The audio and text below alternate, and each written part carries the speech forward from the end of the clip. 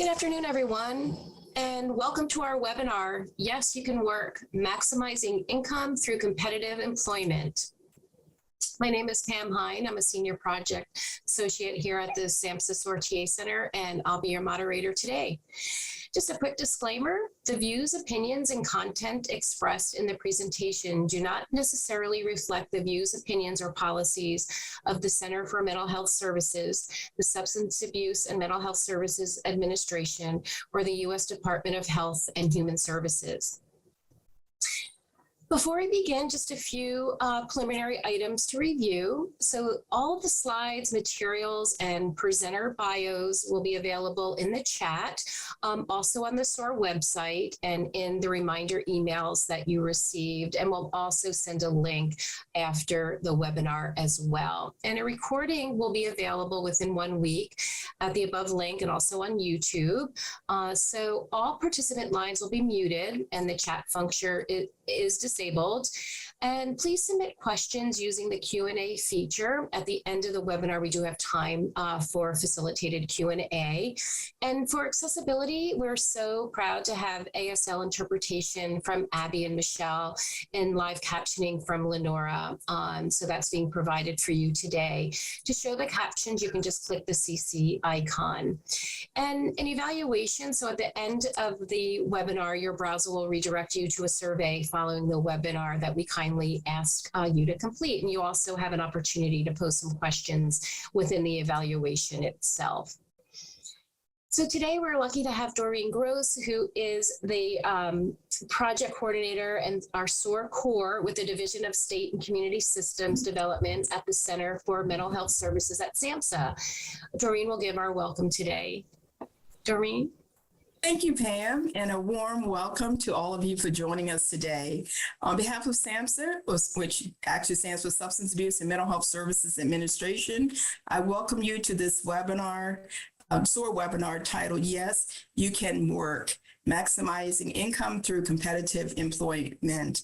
When SSI and SSDI benefits began, lifelong employment goals do not end. Illness may interfere with the ability to maintain employment, but this may not be permanent. In the spirit of SOAR as a stepping stone to recovery, people who receive SSI and SSDI should be encouraged to seek competitive employment and employment services throughout the application process and after benefits are obtained. The panelists on today's webinar will share their expertise on how SOAR providers can help applicants maintain hope that employment is possible and worth the effort.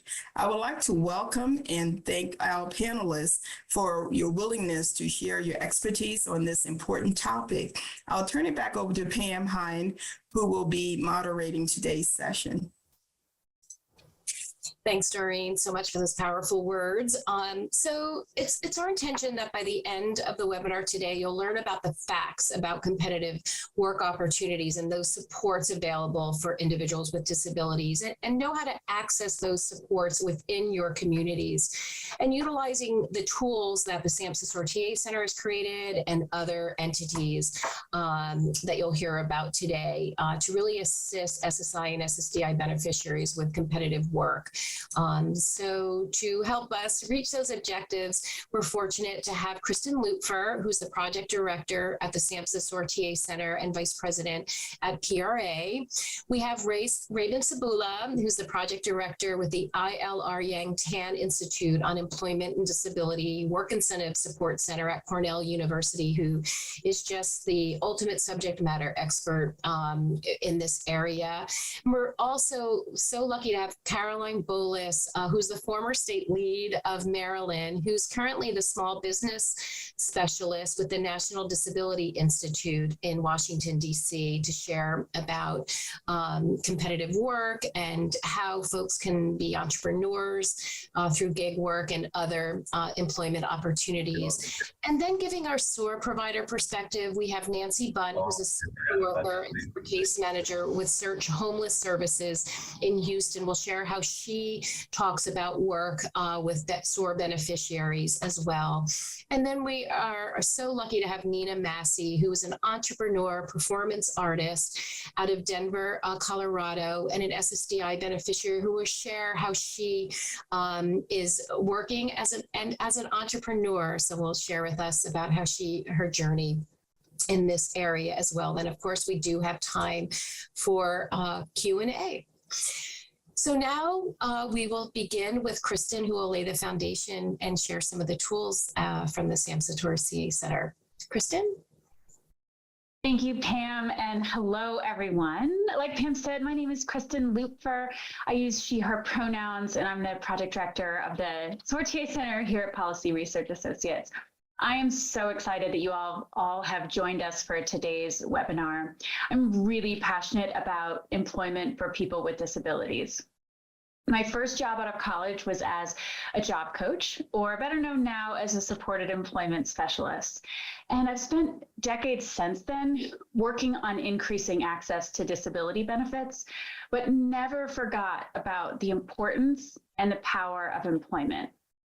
I know that the joy and fulfillment that I get out of my work reminds me of how work, in whatever form that takes, is essential to all of us. So we know that earnings from work may affect mainstream benefits, but it shouldn't be a deterrent from helping someone to pursue their employment goals. So that's why we're here today to talk about work and increasing income. The good news is that potential decreases in mainstream benefits are really often offset by those increases in earned income, as well as all of the other important outcomes like social connection and self-esteem. We want to promote and reassure that employment is possible and encouraged while applying for and receiving disability benefits. Really, to achieve the goals of wellness, recovery, and resiliency, we need to start with a strong foundation, and that foundation can be laid with bricks of steady income. We need employment and education and health insurance to provide stabilizing bricks in that foundation. And so income's just the beginning, and income maximization really builds the strongest foundation. With that foundation brings access to healthcare and housing and increased access to treatment support services, which ultimately leads to a decrease in incarcerations, institutionalization, and hospitalizations. We don't like to repeat myths because our brains are tricky, and hearing the myths repeatedly can really cement them even further in our memories. So we're going to state the facts here. So it is a fact that individuals with behavioral health conditions do want to work. In fact, work can help improve symptoms and quality of life for individuals with mental illness. It is a fact that individuals can work while receiving Social Security disability benefits. Social Security has generous work incentive programs to help encourage work and maintain benefits while working. And it's a fact that it's possible to combine income from the VA, SSA, and employment depending on the benefits received and amount of work. And we'll show you how this works in just a few minutes. All right, so while applying for SSI and SSDI, it's important to help spread the message that applicants can work during the SSI and SSDI application process. This myth prevents many people from working to their ability and receiving income to meet their most basic needs. Employment can actually help strengthen the application, as the applicant's employer can provide details and examples about any job accommodations or supports the applicant receives. And I know Nancy's going to talk more about this in practice, but maybe someone's receiving longer breaks or a different work schedule. They can also help document any limitations that the applicant may be having due to their disabling conditions. Alternatively, encouraging employment may help an individual to find employment that fits their strengths and interests, helps provide any needed supports they have. And in this way, an applicant might find a job that enables them to earn over SGA, which is really a great thing. It's important to reassure the applicant that if the employment ends or their condition worsens, that SOAR is always here to help. If the applicant is currently working, or if they've engaged in work activities since their alleged onset date, which is that date that we provide on the application, then SSA might request that they complete an SSA 821 work activity report, and we've got a helpful article on the SOAR Works website with tips on completing that form. After an individual is approved for SSI or SSDI, SSA will begin to send them information about the ticket to work and encourage them to try working. And this can be confusing to applicants, as it might appear that SSA, is trying to take away their disability benefits. So that's why it's important for SOAR providers to talk openly and often about the great work incentives from SSA. And Ray will talk more about this when he joins the webinar, but the Choose Work SSA website really has some fantastic resources to support beneficiaries in learning how income will impact their disability benefits. There are also fantastic programs across the country who use the individual placement and support, or IPS model of supported employment, which helps individuals obtain competitive employment and pursue their vocational goals. So we've got a number of great resources about IPS on the SOAR Works website as well. So the big question, what will happen to cash benefits when you go back to work? Let's start with SSI. Because SSI is a needs-based program, an individual's check will likely reduce when they start working. But SSA applies some exclusion and then only counts $1 for every $2 earned from employment.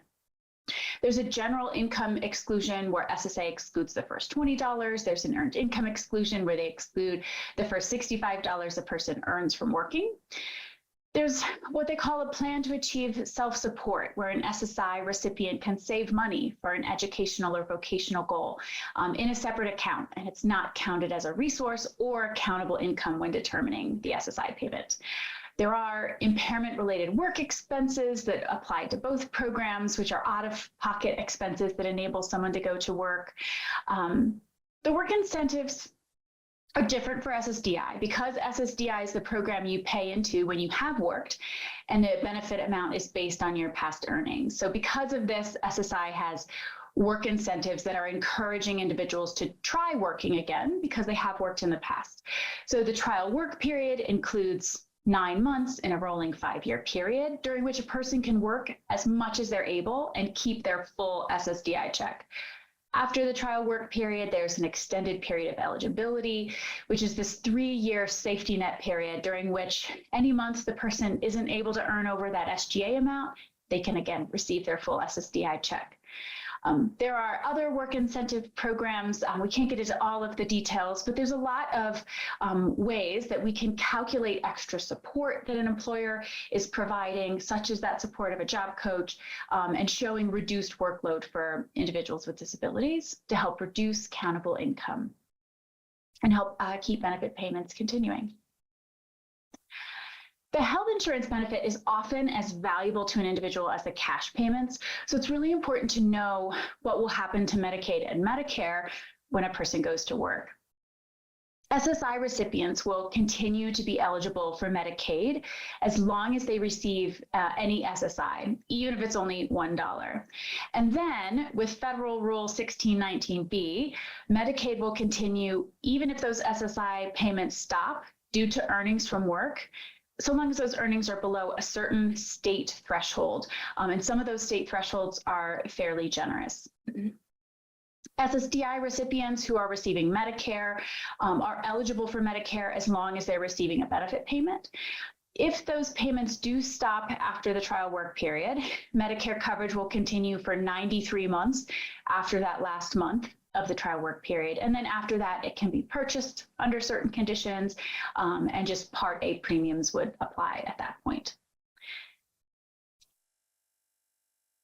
All right, so that was just a very quick, very high-level overview of work incentives. So some resources for you. The Red Book is SSA's Guide to Work Incentives. It is an excellent resource for additional definitions and explanations for what I just quickly reviewed.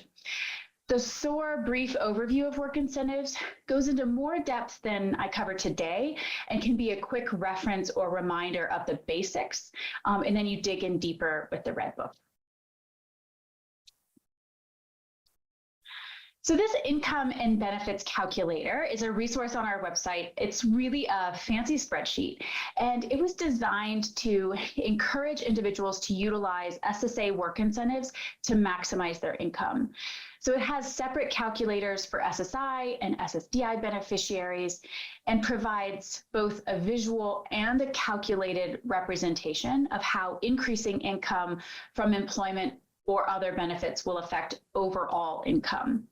So the bottom line here is that work pays. So even if the benefit payment is reduced,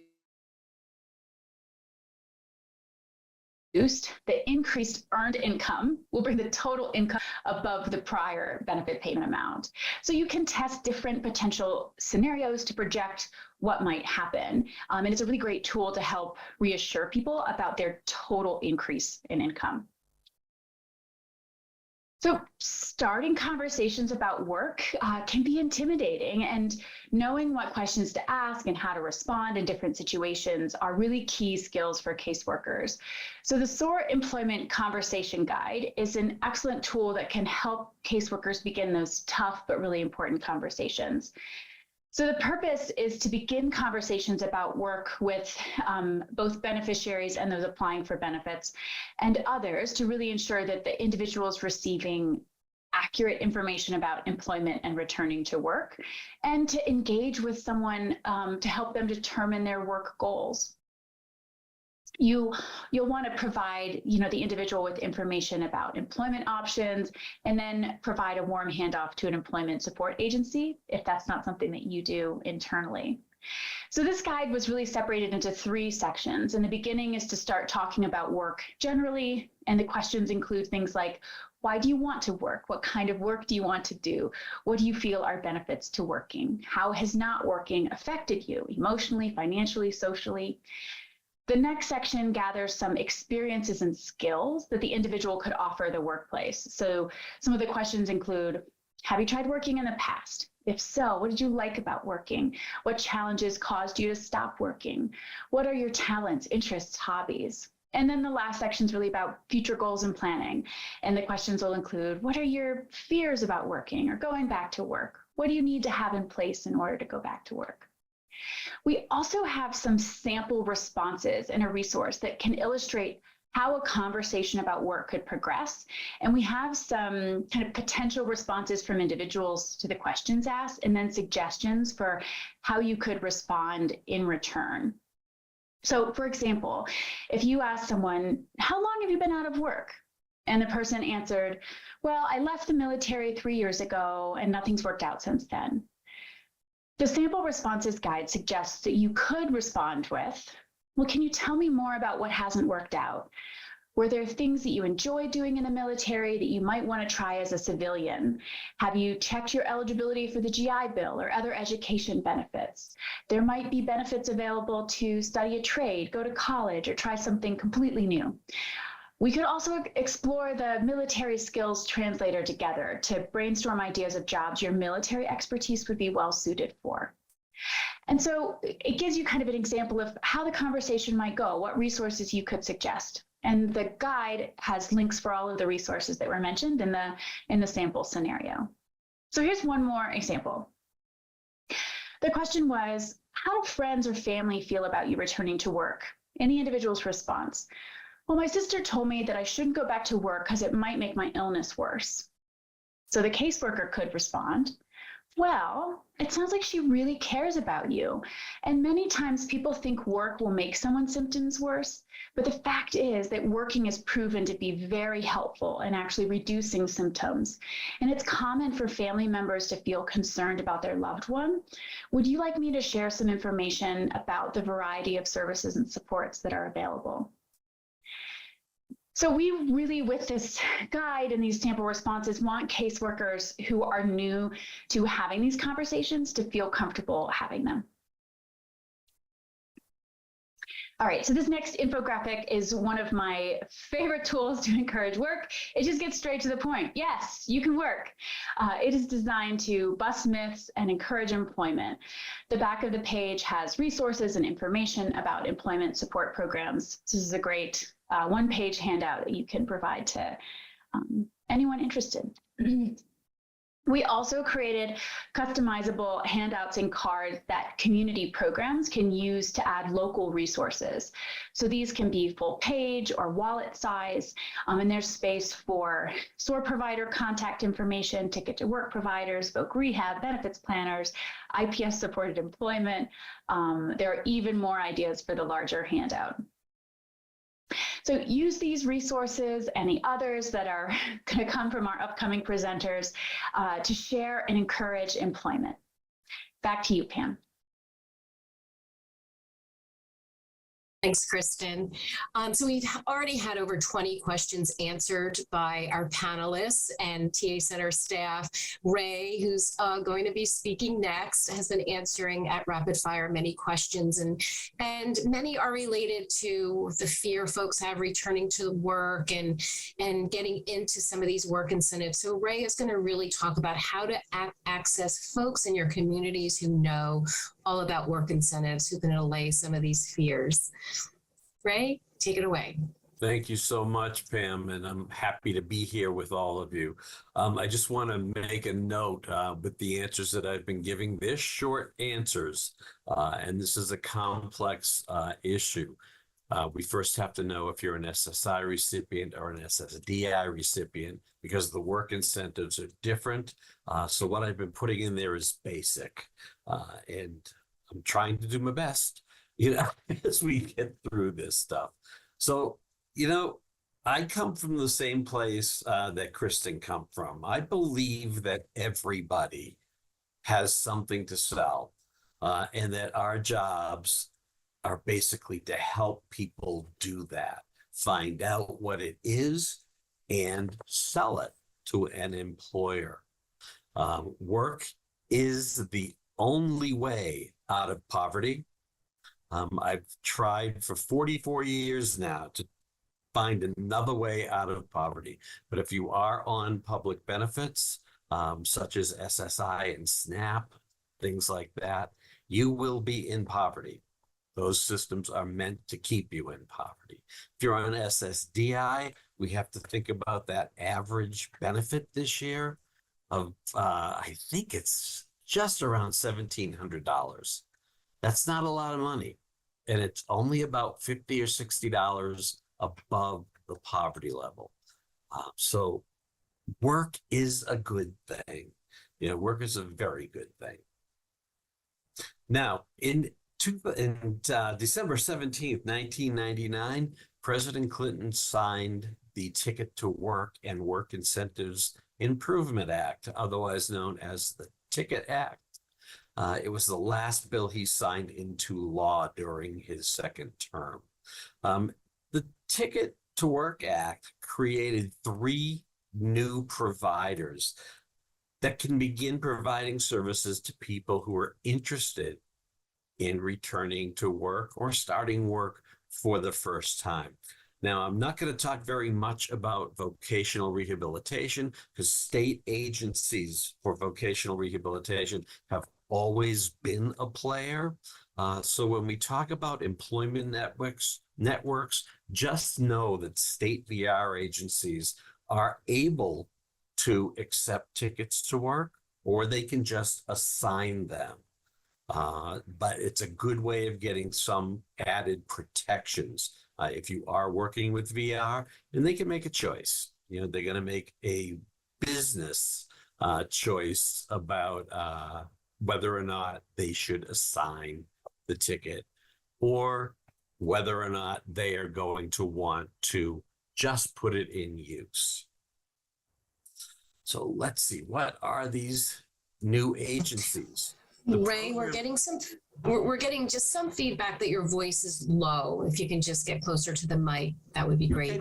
I will do my Thanks. best. No, it's a rare event that people tell me my voice is low, so I will try to speak up. The employment networks. These are alternatives to state VR agencies. They may be very large organizations. They may cover a state or several states, or they could be very small organizations that cover a certain zip code or a certain city. There is There are about, I think it's about 300 now that function. There were more than that. Some of them weren't taking tickets, so Social Security cut them off, rightly so. But most of the agencies who are serving as employment networks now are doing a very good job. Um, Protection and advocacies for beneficiaries of Social Security. That was my last job before I joined staff at Cornell. And it's kind of the legal wing, of the whole return to work system. Let's say that you were prepared to work, ready to go, and your employer, your prospective employer, asks you an inappropriate question during your interview, denies a request for a reasonable accommodation, you could come to see me as the PABS attorney, and I could represent you or help you negotiate a better outcome. The final one that was created by the Ticket to Work Act is the Work Incentive Planning and Assistance Program. This is the benefits planning group. The benefits planners are great resources for anybody that's thinking about work or about to start work. What they will do is put a plan together for you so that you will know when something will happen in the future. When will your benefits be affected? Where are you in the return to work phases that exist out there? Yeah, and will you have more money when you actually lose benefits? Yeah, that's the goal here, to make sure work pays and that we are receiving whatever we can receive. So, all were created to assist beneficiaries and recipients who want to work in a different style. Each one of these entities, employment networks, state VR, protection and advocacy, and the WIPA programs, could be part of your employment team. Yeah, it sounds a little, what would I need an employment team for? Well, they're all coming at you to offer you services at no charge that are going to help you gain a job. How about maintain that job? Or how about move into a higher paid job or get a promotion? So the employment networks, each of them have a standing agreement with the Social Security Administration to provide rehab and other services to a recipient who wishes to return to work. Now, that could be something like, I need a certificate before I can do the job that I want to do. I need an associate's degree. Depending upon the size of the EN, those may be options for you. Am I all set? I just need a new resume. I need some interview practice, and I need some help finding where the jobs that I want might be. That's another set of services. All of those services serve as an umbrella over all of the work incentives. It's very important to realize that you do not need a ticket to work, and you do not need to use it to get and take advantage of all of the work incentives. The work incentives predated ENs, and lots of people think, well, they have to use a ticket to get those work incentives. That's not the case. When you do sign up to work with an employment network, it's kind of like a triangle. Social Security is paying the employment network for providing you services based on you working and meeting milestones. So the employment network is going to be interviewing you kind of intently. What do you really think about working? Are you really willing to take a job that's not exactly what you want, but it's a job that will get you what you want eventually? I like to tell people that we've all had horrible jobs. you know, but it got us through college. It got me through law school. And it taught me that I don't want to do any of those horrible jobs, but I knew that was going to get me to a good place. We always have to start someplace. But it is a contract, you know, in not a formal contract, but it is an agreement. You are agreeing to reach milestones according to your plan so that the EN is being paid. They will be paid by Social Security. Now, the return to work plan has to be signed and approved by Social Security. You know, they're not really approving it, the quality of the plan. They are looking to see that there is a plan, that it has all of the legal requirements that are out there, that you have been informed of your right to take the ticket back and find another provider, things like that. You know, it's the basis for ensuring that a recipient will make timely progress. When you sign that plan, you're agreeing to make timely progress and advance in accordance with your plan. Yeah, and if that starts falling apart, we're going to have to look at why. You know, are you having an exacerbation right now and you have to stop work for a while or cut back? That's okay. Or have you just said, no more? I choose not to do this. At that point, your ticket may be withdrawn. Now, the services, again, I said they were small agencies and very large agencies. And some of the people that were local are now national. Yeah, I think that the pandemic taught us a lot about doing things virtually. And we can do lots of things virtually. Yeah, and people have learned that, and that has stuck since things reopened.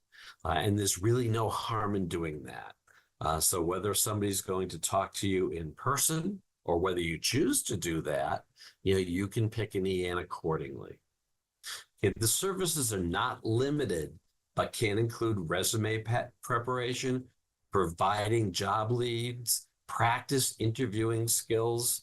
You know, when I look at just those three, I've been working with Cornell now for 25 years. If I had to get a new job, my resume needs to be prepared very differently, and I have no idea how to do that. So I would want my EN to help me do that.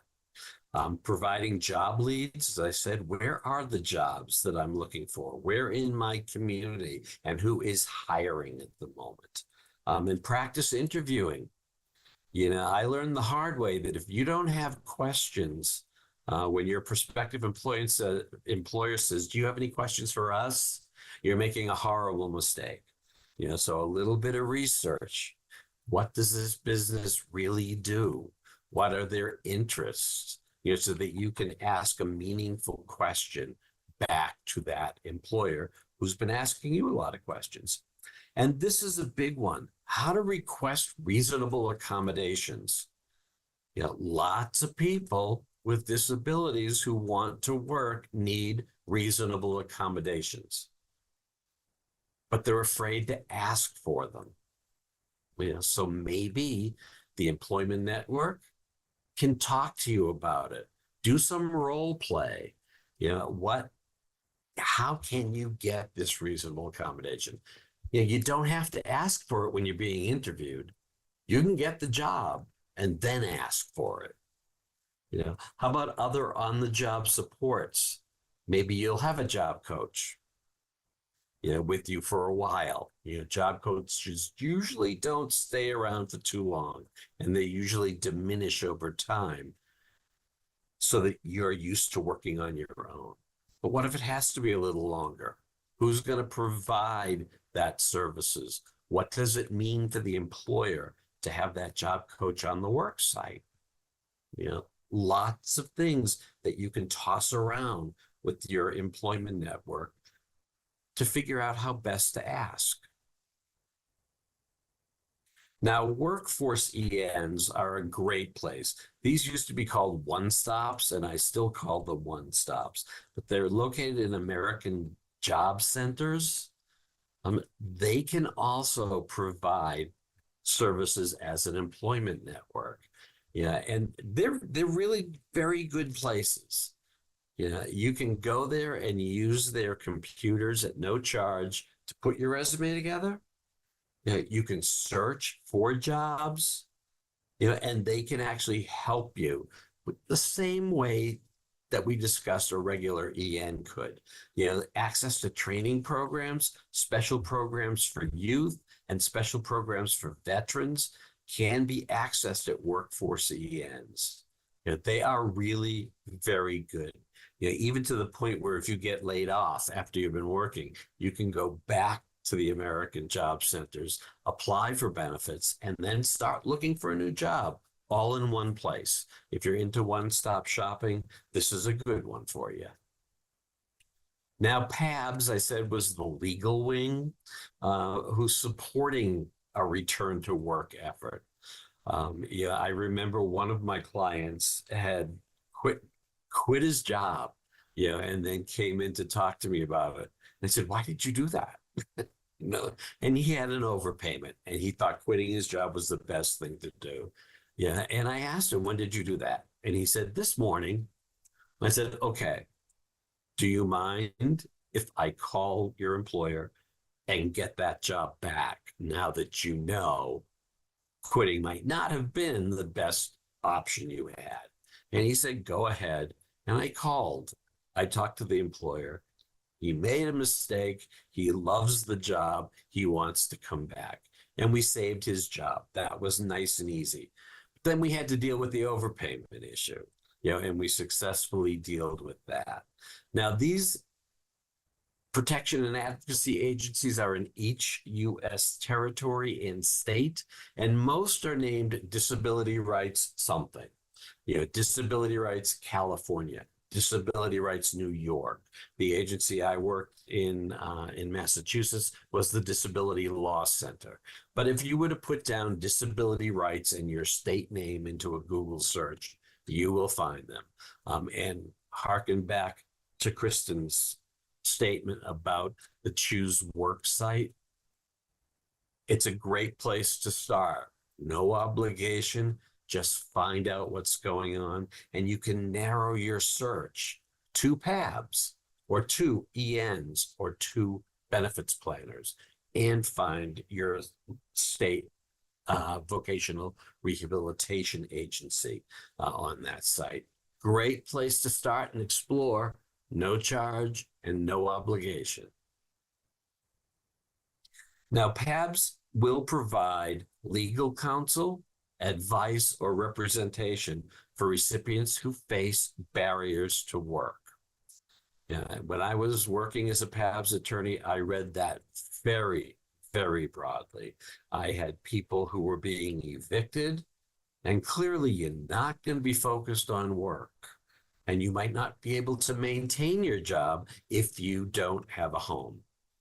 So I saw that as a barrier to work. I saw Social Security overpayments as a barrier to work. Job discrimination, is a barrier to work. Lots of things are barriers to work. And if you have one, contact your PABS office. These services, legal services, including representation in courts or administrative processes, are free of charge for the worker. They are the result of Social Security funding these programs as part of the Ticket to Work Act. Now, I told you there were 57 of them, right? 50 states, 7 territories. Every state's going to use this money a little differently. I'm not even sure if the program I worked in Boston is still doing it the way I did it.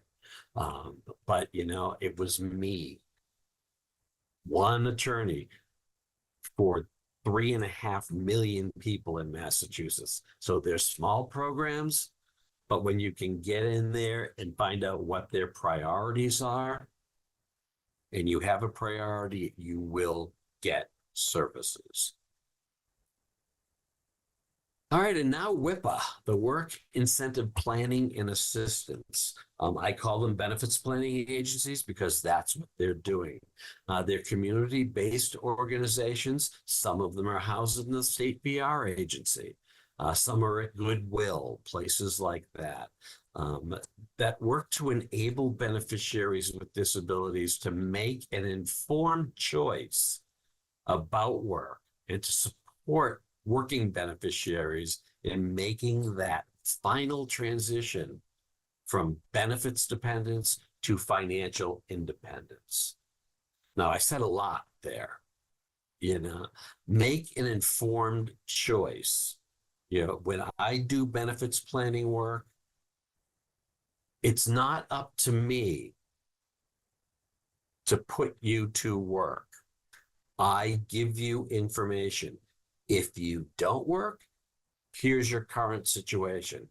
If you do work for 20 hours at $15 an hour, this is what it's going to look like. And I can tell you it's better. If you work 30 hours, it's even better. I feel that anybody is a success if they're working at their maximum capacity. But I've also had clients who thought about it and who I prepared a plan for, and they said, I'm not ready yet. I gave you an informed choice. So I did my job. I consider my job a success. If you want to reconsider and come on back to me, come on back. We want you to make these decisions knowing what's going to happen, because we don't want you to be reactive. If you don't know what's going to happen to your benefits, you're reacting to a notice from Social Security, a notice from SNAP, a notice from every agency that you have to deal with. If you know what's going to happen and when it's going to happen, you are in a proactive position, and that's maintaining your power. And we want everyone to maintain as much of their power as these agencies will allow. Whoops. All right, I moved it, jumped around. There is a WIPA program assigned to each territory, although not always located in that particular state. I'm now in New Mexico. Our benefits planner is via a program in Nevada, and that person lives in Northern California. It does give me some concern that they're so far away, and how many people in New Mexico are actually getting services. But I know that person can deliver services effectively via distance. So it may not be in your state or territory. Work with them anyway. They are all trained by excellent people. I know all of the trainers very well. I worked with them, in fact, for a long time. And they're excellent. They also have ways to make sure that somebody who's not in your state, but is covering your state, knows what the state specifics are for the benefits that you receive, so that they can all be considered. Now, WIPA services are provided also at no cost to the worker or our new worker via Social Security funding. The Ticket to Work Act created and told Social Security how much to use funding. Right now, unfortunately, the funding has been $20 million for 25 years. So we all know what that means. A dollar does not go as far as it did 25 years ago. And WIPA programs have a priority system that's been created by Social Security. If you are working or are self-employed, you are a top priority. If you have a job offer right now, you're a big priority. And there's a priority for transition age youth, 14 to 17. Now, these are all kids who are receiving SSI benefits. And boy, this is an exciting group to work with. You can't help but think you're working with an exciting goal ahead to take a transition-age youth and make them a worker with a disability rather than an SSI recipient. And that can happen pretty fast. Now, the referral priorities, there's a helpline that people generally call, and the WIPA programs get their referrals from that helpline. But the helpline's a triage unit. You know, we're used to that triage word from watching Grey's Anatomy for 20 years. Yeah, it's the emergency. What has to be done now? What can we do for you? And get you to the service. Are you working or self-employed full-time? Then your helpline referral will go to WIPA. How about working or self-employed part-time? That's a secondary priority. You know, you had a job interview within 30 days before contacting the helpline, or you have one scheduled within 2 weeks after contact. Or you're seriously considering employment and currently receiving services from VR or an EN. Or you're seeking work incentive information if the WIPA program has capacity. You know, that fifth group, I believe, is one of the most critical groups. And they're last on this priority list. If people can talk to somebody when they're thinking about going to work and find out how it's going to affect their benefits, learn that it is safe to work, learn that there is nowhere other than up for a new worker. They will have more independence, they will have more privacy, and they will have more money while maintaining their health care. Yeah, that's the time to get the advice that you need. And I think these are amazing resources. And so we have time for other panelists. Ray has already answered like over 20 questions. We've answered about 50 total. So what's great is Ray's slides are here as a resource, and we'll touch on them if we have time at the end. But speaking of self-employment, we are now going to turn it over to Caroline Bullis is going to talk about self-employment and gig work and all entrepreneurship and all that great stuff. Caroline? Thank you so much. I'm delighted to be here. As Pam said, I was the SOAR state lead for Maryland for a long time. I've been involved with SOAR for since 2010. And it's a bit like the Hotel California. Once you join, you never leave. And I'm delighted that that's the case, because I've really seen the power of what SOAR does. And like Ray and Christine, I always too was talking about the importance of work when I was the SOAR state lead. But when I moved to MDI and started reflecting on it, I realized that I had never really thought about self-employment as a viable option.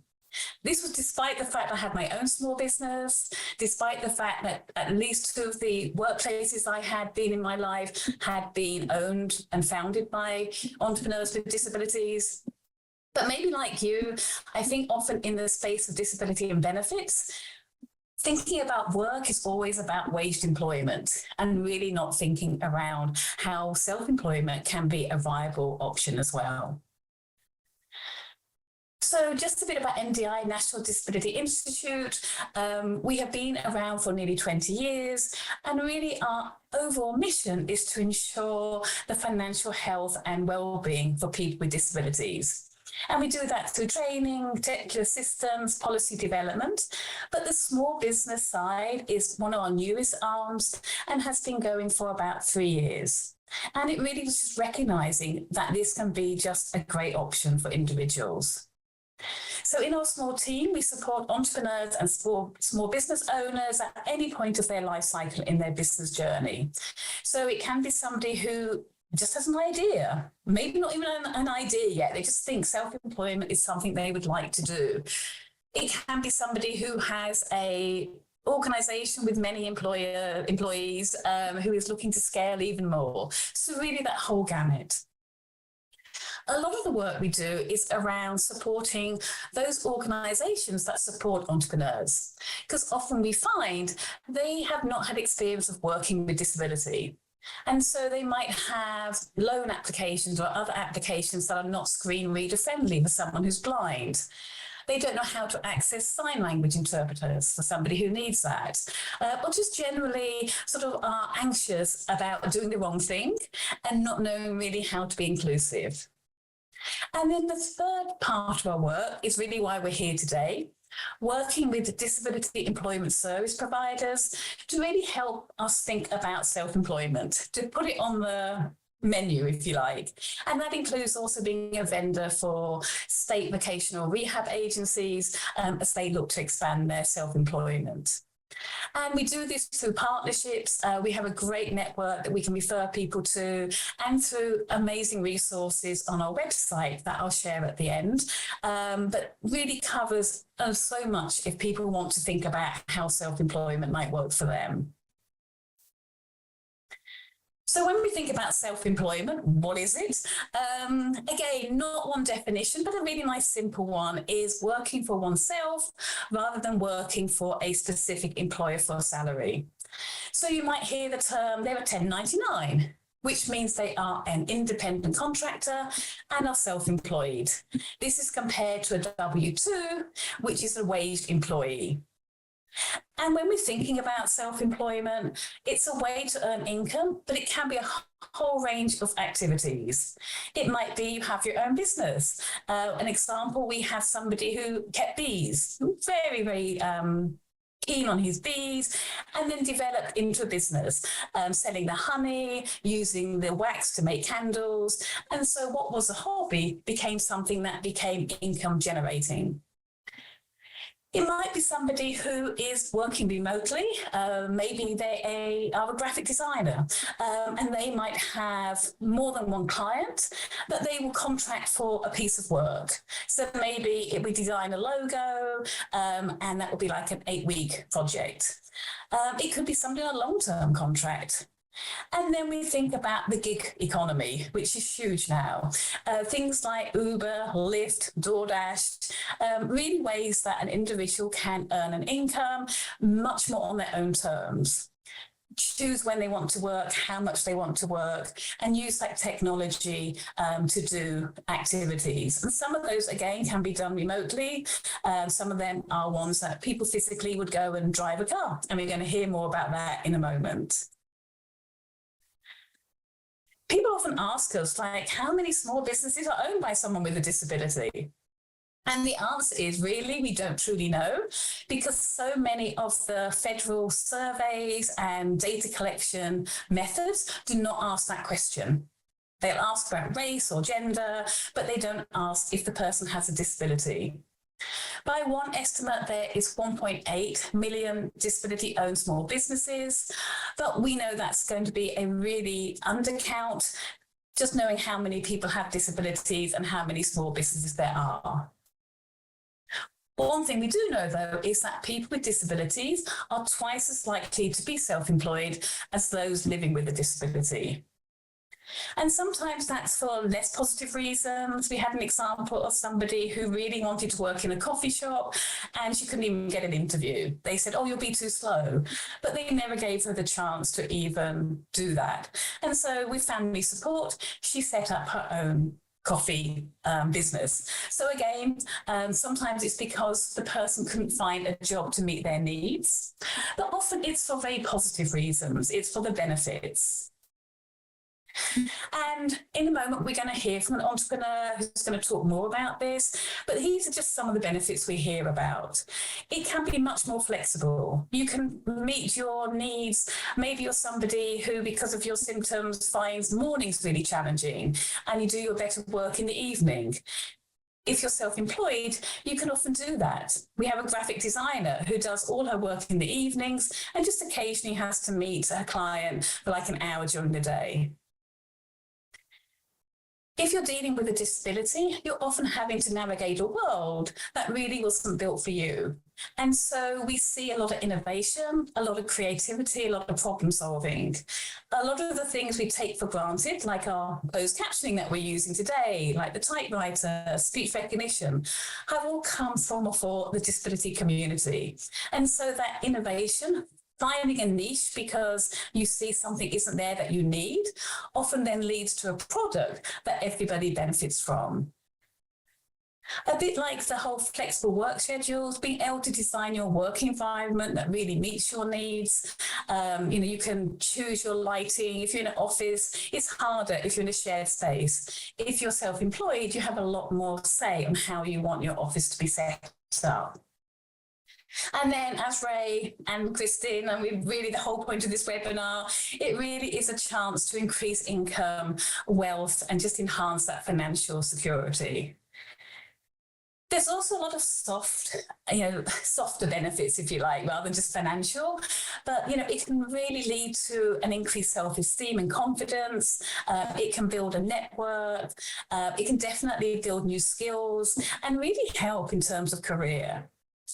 And when we're thinking about self-employment, it doesn't have to be a either or. You can have a job, and then you may decide to do some gig work. That might work for a while, and then you might decide, no, I want to go back to waged employment. It's not a case of you have to choose a path. The skills you build are going to help you. And everybody, will have different needs at different times of their life. And sometimes self-employment is going to be meeting those needs, and other times it might not be the right time for you. And the last thing before I'm going to introduce us to our wonderful entrepreneur is we often hear, oh, well, this person, because of their disability, they can't run their own business. They don't know how to be a bookkeeper or how to market their products. And I would say, as a small business owner in the past, no small business owner knows everything about running a business. And if you do, you're probably not doing what you're there for. You're not creating your product or providing your service. Most small business owners will. They have to hire an accountant or use someone else to do their marketing or have a bookkeeper. But I think often when we have someone with a disability, we hold them to a higher standard and say, oh, they can't do it. And yet there's many natural supports and paid supports that a person can tap into to really help them start and grow their business. So with that, I am delighted to introduce Nina Massey from Nina Expressions. I've been fortunate to work with Nina now for, a couple of years, I think, and just blown away every time I speak with her with all that she's got going on. So Nina, welcome and thank you. And maybe just to start, just tell us a bit about yourself and what you do. Sure. Hi, everybody. My name is Nina Massey, and I live in Denver, Colorado. I'm a performance artist, and I have a background in education. I used to be a Montessori teacher before I became disabled. And so after I obtained a disability, I went and got my master's degree in performance art education. And so now I'm starting an art practice that combines both artistic expression and education. And I want to combine healing movement, writing, and poetry for my clients. I'm doing performances and workshops. And I host an annual community gathering that celebrates artistic expression and wellness. So as I've been building this art practice, I've actually been a Lyft driver for the last 5 to 6 years. A bit more about that. What will be the benefits for you of being the Lyft driver and now building up your art and healing business? Oh, well, Caroline, a lot of the things you just mentioned are also things that I thought of. A very flexible schedule. One thing that was not mentioned is that there's tax write-offs. So you're actually looking at net income, which is really beneficial as a self-employed person. So as a gig worker, as a driver, I can write off my gas expenses, my insurance, my phone, and that actually helps with those numbers that we were talking about earlier. It's very convenient. I get to meet a lot of interesting people who seem to be very interested in like art and things that I do. And I'm able to keep working even if it's less hours. Like if I'm having a flare or I don't feel well, I don't have to go work 8 hours or call in sick or anything. I just maybe could do 2 hours. or, 3, and it still helps me feel like I'm being a productive person, despite navigating health challenges. Choose Lyft. Was there a reason? Had you used them yourself, or how did you make that decision? Yes, actually, I was a Lyft passenger before I was a driver, and it just was very automatic. It's a very friendly platform. I've had really good experiences both as a driver and a passenger. And so, yeah, it just seems like it's a great organization for someone like me. About your art business, what are some of those future plans? Like, how are you hoping to sort of grow the business? Well, so what I'd like to do in the future is work individually with people who have mental health issues that may lead to autoimmunity, and do public speaking and performance art workshops for organizations that are very similar to the ones here today. And I'm preparing for an upcoming community gathering that brings everyone together. It'll be September 1st here in Denver. And if anyone's interested in either the gathering or even how to fill out your application, I have a lot of experience with that. I was recently awarded SSDI, and I've worked through the whole thing. So you can email me, and I'd love to answer some of your questions or just tell you about my process. Yeah, so we've had lots of questions today about can you work, or that people have been told they can't work and apply for benefits. And so maybe just say in the closing out, just a bit about your experience of applying for SSDI and the fact that you were doing your gig work during that time and working on your business. Right. So when I first started as a Lyft driver, I wasn't really experiencing that much issues with my disability, but as I was driving a lot, they got worse. So that type of work actually did flare my my autoimmunity worse. So then I started, my therapist recommended I apply for SSDI. I got in touch with an independent living facility here in Denver called Atlantis, and they had an online workshop that they would do to show you help you fill out those papers, the disability paperwork. There's tons of different forms. And so they would have these live workshops, and I'd be able to, just be in the live workshop and ask questions. And I also attended a lot of workshops at NDI and through Griffin Hammis, and that really helped me get prepared for the work incentives before I was even awarded. So that just helped me sort of see what was coming up. So I would suggest looking on their websites and looking at webinars and things that they have. They're really helpful. And I was awarded a year after I applied. And I think that one thing that I'd like to offer to people in terms of that experience is that my application was actually sitting there for 8 months before they had even a chance to start on it. And they were very transparent about telling me that. So I applied in February of 2023, and they didn't even look at it till September. But once they started looking at it, they were really more focused on my disability and my ability to function. And so I had a medical exam where they tested me, and I was seen by someone who specializes in musculoskeletal. So he was a doctor that was really very experienced in the kind of illness that I have. And one thing I'd also like to add is that once you find out, once they determine when you became disabled, you get a Medicare 2 years after that. So basically I was determined that I was disabled June of 2022. And so I am now with Medicare starting this month. And that's changed a lot of things. I mean, I'm navigating now how to work with these insurances and how it affects my benefits and everything. So yeah, I'm still learning, but the process, it was very hard, but I would say it's worth it and stick with it. Thank you, Nina. And I'd love to go on, but I know we have another speaker. We could spend all day just sharing your experiences. But thank you so much for being here today and just sharing that. as Nina said, and we'll finish up, and these are on the slides, we do have a lot of recorded webinars on our website. You can find the links, but we have some specifically around work incentives and reporting income when you're self-employed, which can be different to a wage. So there's some great information if you are thinking about self-employment, but also want to make sure you understand how it will impact your SSI or SSDI. And we have a national convening coming up on November the 20th and 21st. That's going to have some great information. Nina's going to be sharing some more of her stories there as well. And we have recordings from our previous 2 years also on our website.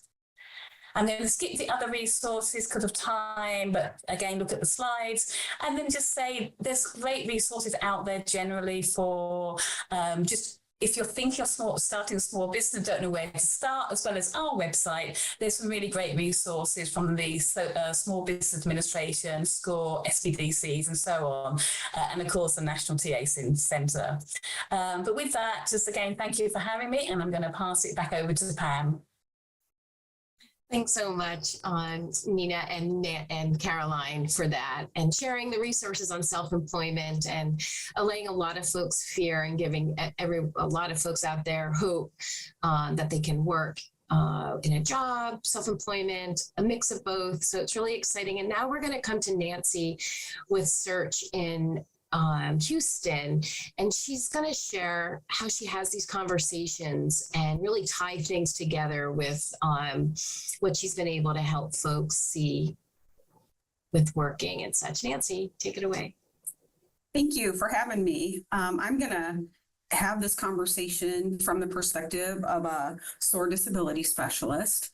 And when my clients come to me, we have to have a conversation about filing their application for SSI or SSDI, that it's a marathon, it's not a sprint, and it's going to take a while. And what do they want that time while they're waiting to look like? Are there things they want to do?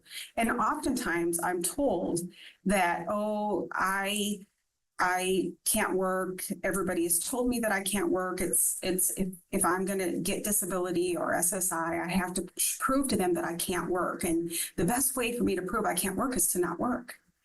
And so we have the conversation about how if they work, when they work, they will have information generated that helps the Social Security Administration or DDS see what they can do, what they can't do, and the kind of accommodations that they need.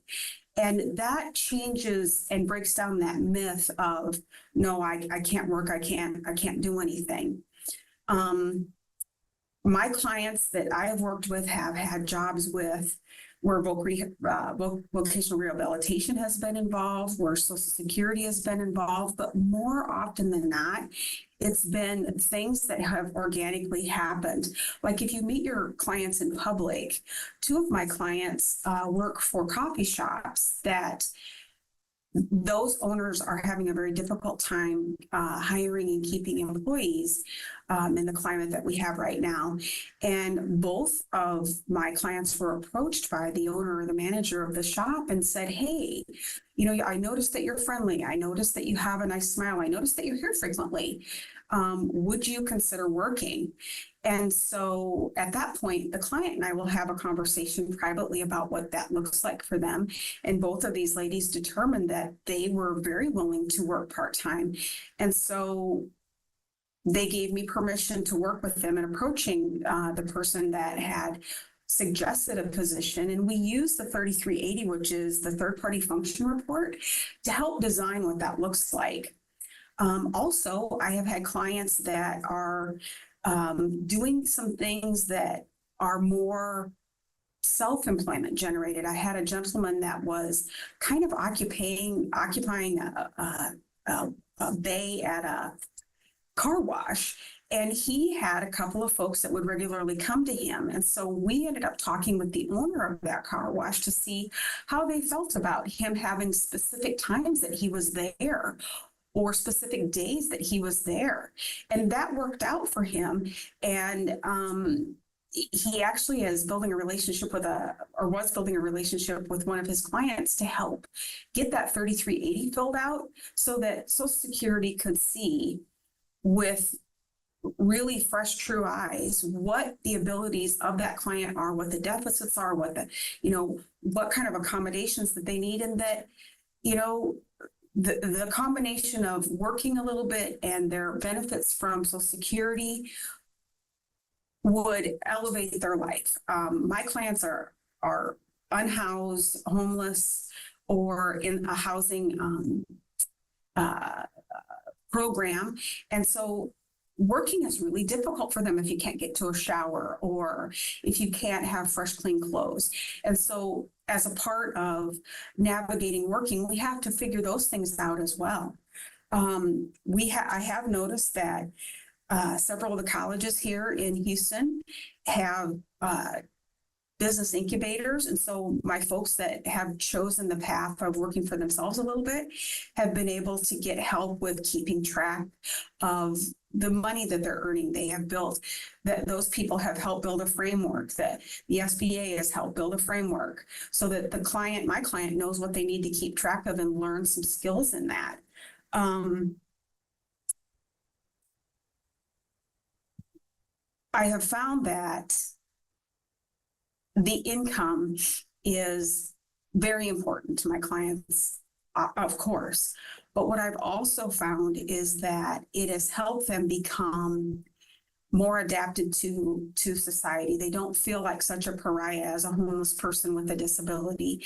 They begin to feel like they can make friends. They begin to feel like they can build relationships.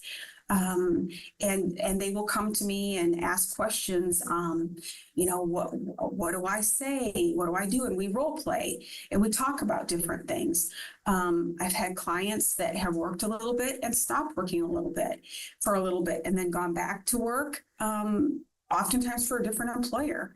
Those records, that information is all wonderful supports to their Social Security claim. And so it works out that the discussion that we have clear in the beginning, that we need to support your claim with as much information as possible, and working helps to do that. At the end of the day, our goal is to establish income stability and independence for those that we serve. And oftentimes that's not just one thing. Oftentimes that's a multi-system approach. And I find that a little bit of work and collecting the information that you need to support the request that this person needs the supports from Social Security, that helps promote the best life that they can have. I appreciate you having me. I appreciate you letting me share what my experiences are. And if you have any questions, please don't hesitate to reach out. My email is there and I'd be happy to answer any questions that I can answer. Thank you.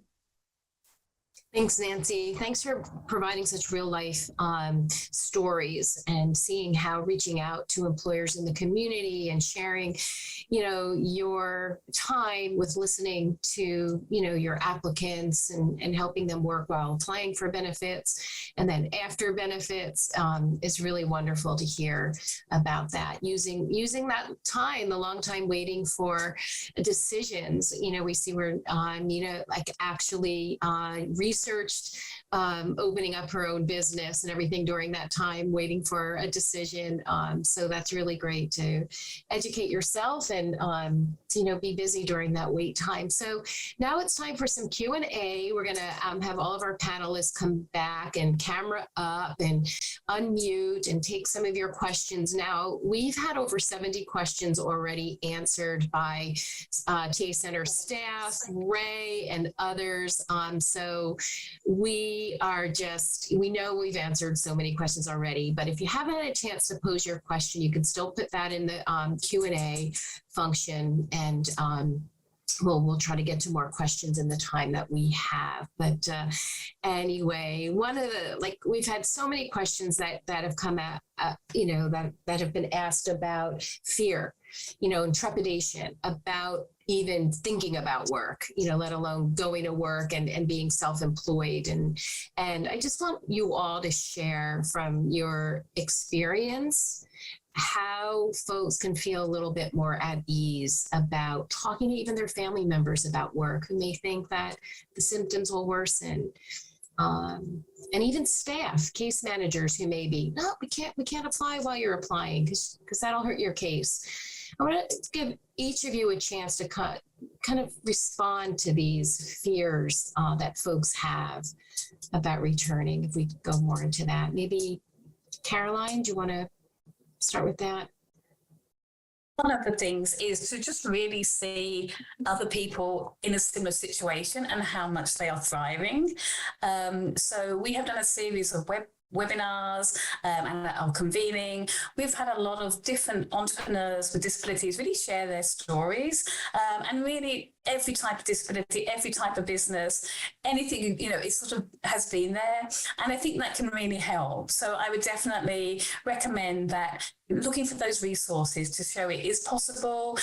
And again, you can sort of show family and friends if they are concerned, which is not surprising. We know how hard it can be to get benefits. And so, of course, people are concerned about potentially losing them. And it is so complex. So I think finding other people who've been in that situation, hearing from them, and then, as Ray has said, definitely getting that benefit counselling. I think that is key. So you really understand your personal situation, how it's going to impact you.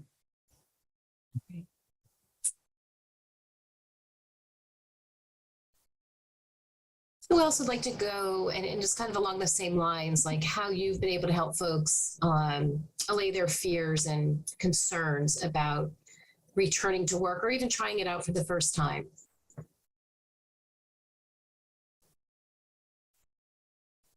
Let's see. Oh, go ahead, Nancy, and then Ray too. I see we got Ray back. My clients, a lot of them suffer from anxiety disorders. And so working in public and having to be professional and some things that they're learning new is overwhelming for them. And so we try to walk through some things prior to ever beginning work that help them deal with anxiety in their everyday life. And just an example, I had a client that, we learned that she had no income. She was trying to go back to work a little bit.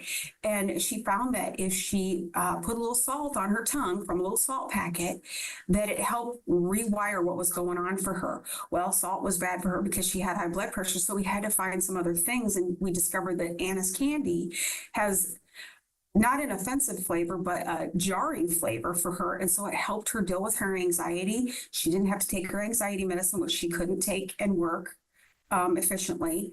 And so simple things like that can sometimes be the fix.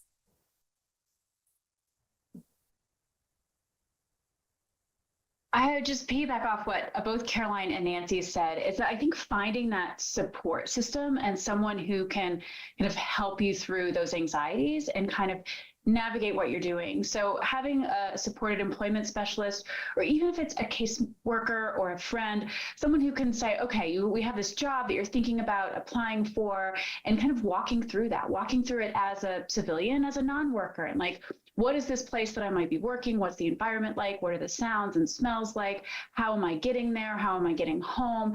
Doing some of that practice, but doing that practice like with a buddy, with a friend, with someone else who can be there and support you while you are looking at it. And doing a trial run, seeing if you can't volunteer in that place for a little while, practice some of those skills, see if you like doing that type of work. A lot of the stuff that a supported employment specialist might do with someone, I think can be a really helpful way to kind of test the waters, dip your toe in a little bit. Like, do I like this environment? Do I like what my tasks would be?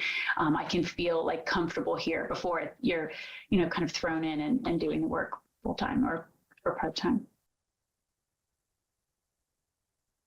Yeah, a question and a comment from a mom whose a son with autism who's eligible for SSI and SSDI, just started working part-time, and she's afraid he's going to lose his benefits.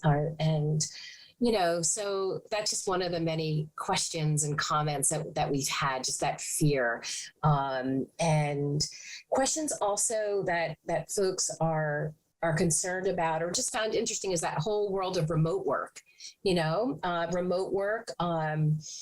Any information about remote work, looking for jobs in a remote setting where you are working from home, for individuals that may have like limitations with social functioning, so working from home would be an option. Is that something you talk about at NDI and employment networks? Will they help you find jobs where you can work from home? So just to say, working from home remotely absolutely can be a key way of going into self-employment. We have an amazing business. The individual has a number of issues. That means that she really just has to work from home, and yet she has managed to grow extremely large business using her skills as a graphic designer. So definitely, if you enjoy being in IT, a lot of independent contractors, opportunities can be from working at home. Definitely, all the time that you are able to access the internet, there's definitely a lot of opportunities. And that gig work, some of that is just doing a short project for somebody. It might be entering some data into spreadsheets. There's a lot of opportunities. And I know on the SOAR website and the guide, we list different places that you can look to find that type of very short-term gig work that can be done remotely. And I think we put that in the chat earlier, but that I think is a great resource for people to explore. Great. And Ray, if you're able, to unmute if you wanted to chime in. Yeah, I think that remote work is a wonderful thing. I've been sitting here working remotely now for 25 years, and I absolutely love it. There are certain things you need to think about, but, I get job announcements from people who are looking for agencies who are looking for benefits planners. And I get 2 this week who would accept any benefits planner anywhere in the country. One was an agency in Massachusetts, and somebody that I actually trained in California is applying for that job. So these job opportunities exist. Again, the pandemic taught us all that this can work very successfully, and it should be in the repertoire for any employment network or any benefits planner to discuss remote work. We also have a question related to the WIPAs. What should you do if you're having a hard time contacting the WIPA program assigned to your state? Ray, do you want to take that? Yeah, I do want to take it. And it's really a shame because I hear that a lot. And I'm on the program, I'm on the committee that's evaluating the ticket to work. And we heard that a lot from recipients from across the country. I'm the type of guy that's just going to walk down there and get into their office if they're not going to talk to me over the phone. I know that can be hard if it's not in your state or if you live in a very large state, but persistence is important. If they're not returning phone calls, keep making the phone calls. You have a right to be spoken with. You may not meet their priorities, but you have a right to be referred to somebody else who might be able to help. There are many non-WIPA benefits planners out there. In fact, the vast majority are not funded by Social Security. So if one program's not responding to you, try another one. Yeah, I mean, Cornell has over 3,500 benefits planners that we've trained and provide technical assistance to. And drop me a note. I'll find somebody near you who should be able to help you. Right. I'd like to second that. After I received my award, I was offered benefits planning through DVR, Employment Network, and also my independent living facilities. So you're right, Ray. I think that there are a lot of different organizations that offer that.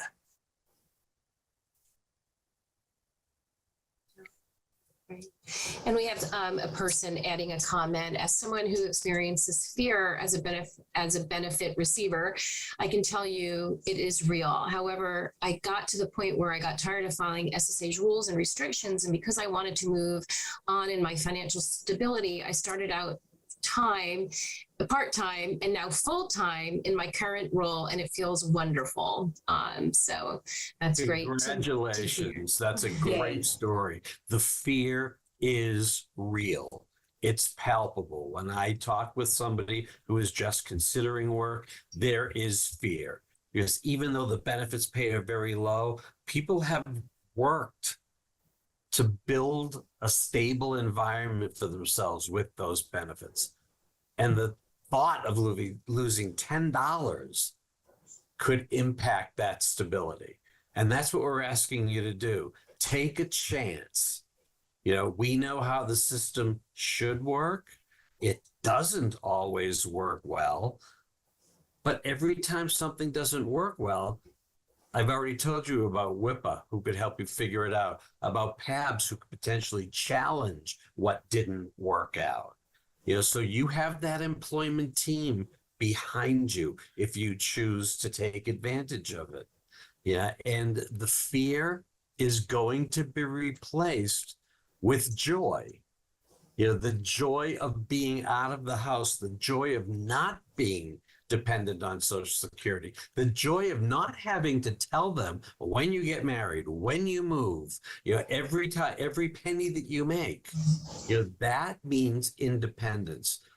The fact that you now have more income means you can participate in your community, you can spend money in your community, and you have choices. You know, so here for that person. Yeah. So I think this is a good question about, or a comment and a question though. No one else thinks about it. I have someone on Social Security disability. She just graduated college and got a job. If she decides to stop her benefits because she knows she's going to make a decent amount, if something happens later down the line, does she have to start the whole SSI, SSDI process over from the beginning, or can she just start it back up? So goes into the basic work incentives information that this caseworker can get. Where would you steer her to? The Ticket to Work Act fixed that. You know, for most of my career, people just said, well, if this doesn't work out, what do I have to do? And I would tell them, reapply for benefits. Yeah, and people who have gone through that application process and have waited 3 or 4 years to get those benefits doesn't want to hear that. What do I do for 3 or 4 years while I'm waiting? Yeah, does that mean I have nothing, or those state benefits that are far lower than Social Security? Expedited reinstatement, EXR. Yeah, Social Security is, I believe, the only benefits providing agency that cares about what happens to you after you've been terminated. Right. You get terminated from SNAP, you got to reapply. You get terminated from SSI or SSDI, Social Security's door is open to you for 5 years. And if your income drops or stops, they can turn that spigot back on pretty quickly. Right. Well, I'll go back to the resources that Kristen shared in the beginning. That red book, you know, has a lot of information about the specific work incentives that we really didn't talk about today. That wasn't the purpose of this webinar. But it does talk about the different work incentives for SSI, SSDI, or both. And some of those work incentives, like expedited reinstatement and 1619B that was talked about, so you don't lose your Medicaid, is discussed in this red book. So check that out for some of you that are asking some of these questions. And we are almost out of time, but I wanted to give our panelists an opportunity to share your closing thoughts on maybe some of your key takeaways and what you would want the SOAR community to really know about in terms of talking about work with applicants early and often. Who would like to go first in our closing moments? One thing I'd like to say as a recipient of SSDI is that the application, it seems like it really does focus on the disability and how you're able to function. There was a question in the Q&A that was like, does the kind of job that you have, that you're working, affect your SSDI application? And I feel like it kind of does, because you know, if you're having upper body mobility problems and you're doing a job that's very intense upper body, that might feel a little incongruent. They didn't ask me, but I just wanted to really say that my experience with that application was very, just felt like it was very intentional towards like, how much are you able to function? Very detailed. So.